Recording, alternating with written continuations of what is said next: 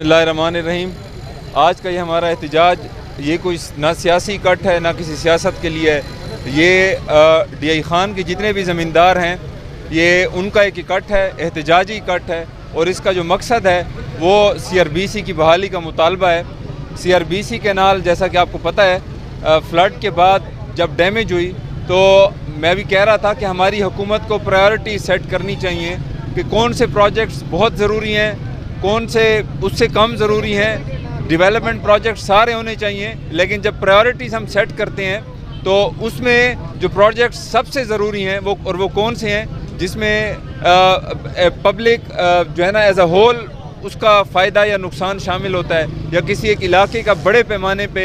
नुकसान या फ़ायदा शामिल होता है, तो वो प्रोजेक्ट्स जो हैं उस बुनियाद पे अपनी प्रायोरिटी सेट करती हैं। तो ये जो प्रोजेक्ट है CRBC की बहाली का, ये मेरे ख़्याल से इस वक्त पाकिस्तान के जो टॉप प्रायोरिटाइज होने चाहिए प्रोजेक्ट्स, ये उनमें से एक होना चाहिए। उसकी वजह ये है कि ये CRBC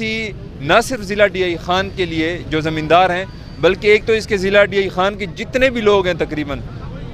बिल वास्ता या बिला वास्ता इससे मुंसलिक हैं। कोई अगर ज़मींदार या काश्तकार नहीं भी हैं तो कोई अगर दुकानदार है तो उसकी दुकान तो तब ही चलेगी जब यहाँ पे इकॉनमी का जब मुआशी तौर पे लोग जो हैं वो मजबूत होंगे। तो ये ज़िला DI खान की मईशत की रीढ़ की हड्डी है। इसके अलावा हमारे KPK की खुराक की जो ज़रूरियात हैं गंदम की खुसूसन, वो ज़्यादातर ज़िला DI खान से पूरी होती हैं और उसका ज़रिया ये CRBC कैनाल है। हमारे मुल्क में जो इस वक्त प्रोजेक्ट्स जिस तरह मैंने कहा चल रहे हैं उसमें से फ्लड्स के बाद जो नुकसान हुए हैं, इस वक्त टॉप प्रायोरिटी जो है हमारे सूबे की खुसूसन वो इस प्रोजेक्ट को होना चाहिए। लेकिन वफाकी हुकूमत भी और सूबाई हुकूमत भी दोनों इस टाइम मुकम्मल तौर पे गाफिल नज़र आ रहे हैं और बेहिस हैं। हालांकि हमारे DI खान के जो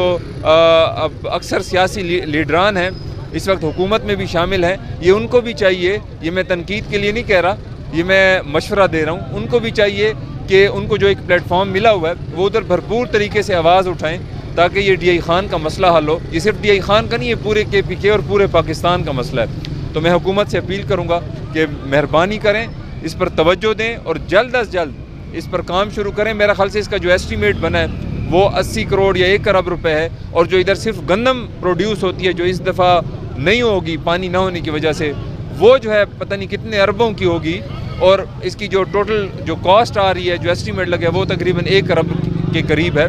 तो ये इतना बड़ा जो हमारी इकोनॉमी के नुकसान होगा, पैदावार कम होगी, फूड की शॉर्टेज होगी, तो उसका कौन ज़िम्मेदार होगा। तो मुझे जो प्लेटफॉर्म मिला है बीइंग तहसील मेयर, मैं एक मीटिंग में गया हूँ NRFCC जो फ्लड कंट्रोल डिपार्टमेंट बना हुआ है, जिस तरह NCOC था, तो वहाँ पे तो मैं नुमाइंदा बन के गया था अपनी सीड कंपनी का, लेकिन वहाँ पे मुझे चूँकि एक प्लेटफॉर्म मिला और मैंने भरपूर तरीके से आवाज़ उठाई CRBC कैनाल की, और बदकिस्मती से हमारे जो वफा